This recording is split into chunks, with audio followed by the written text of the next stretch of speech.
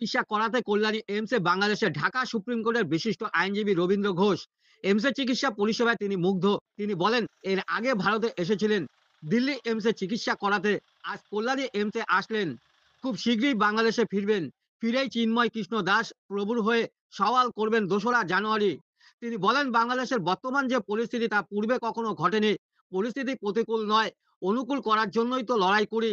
পালিয়ে আসলে তো হবে না, ওখানে থাকি আমরা লড়াই করে বাঁচার জন্য। যেভাবে ভারত বিদ্বেষ বিভিন্ন হুঙ্কার চলছে, সেটা হওয়া ঠিক নয়। তদানীন্তন প্রধানমন্ত্রী শেখ হাসিনার সময় কিছু ছিল, তবে এখন সেটা অনেকটাই বেড়ে গিয়েছে। এদিন আইনজীবী রবীন্দ্র ঘোষের চোখে মুখে ছিল আতঙ্কের ছাপ। ভালো লাগলো বা কি বললেন ডাক্তাররা? খুবই খুবই উন্নত ধরনের চিকিৎসা। আমি এর আগেও এসেছি। আমি দিল্লিতে এইমসে চিকিৎসা করেছি, আমার অপারেশন হয়েছে বাম পায়ে। আসলে উদ্দেশ্য ছিল আমার এখানে এসে চিকিৎসা করা, কিন্তু আপনাদের সঙ্গে এভাবে একটা মিলন হবে সেটা আমি ভাবি নাই।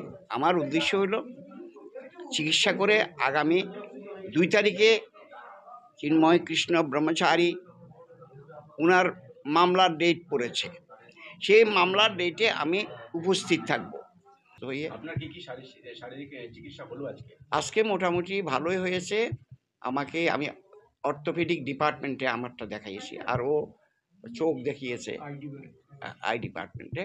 তো আমি আজকের সেবাটা খুব সুন্দর সেবা পেয়েছি। এখনও যাব আপনাদের এখান থেকে ওখানে, আবার যাব আরেকটা ডাক্তারকে দেখাবো, উনি কি উপদেশ নির্দেশ দেন, তারপর ওইভাবে আমরা কখন আসবো আবার একটা নির্ধারণ হবে কখন আসবো না। আপনি বলছেন 2 তারিখে কোর্টে মুভমেন্ট করবেন, সেক্ষেত্রে যেহেতু এই ধরনের একটা লোমহর্ষক ঘটনা, যেটা আমরা আগে কোনো দিন দেখি নাই বাংলাদেশে, খুশি। কিন্তু আমি জানি না আমি চট্টগ্রাম পৌঁছার পরে বা আমি ঢাকা পৌঁছার পরে কি হয় জানি না, তবে আমি করেই যাব। যেহেতু আমি নেমেছি, আমি আমার ওয়ার্কগুলো করে যাব। জীবনে সংসার কোথাও কি আত্মরক্ষা প্রাণ সংশয়ের ভয় রয়েছে আপনার? কিছুটা তো বটেই। তারপরে কি আমরা বসে থাকবো? আমরা তো এতগুলো 1.5 কোটি 2 কোটির মতো হিন্দু এখনো তো বাংলাদেশে আছে, ইতিহাস আছে, আমি ডকুমেন্টেশন করেছি। আমরা না হলে আন্তর্জাতিকভাবে আমরা লড়াই করব। আমি রবীন্দ্র ঘোষ একজন মারা যেতে পারি, কিন্তু আরও রবীন্দ্র ঘোষ জন্মগ্রহণ করা হবে। কৃষ্ণ হরে হরে বলে, মানে হরিবল বলে কীর্তন করবে, এরা কি সন্ত্রাসী হতে পারে? বলেন, কত বড় অন্যায় কাজ ওনারা করেছেন। যেই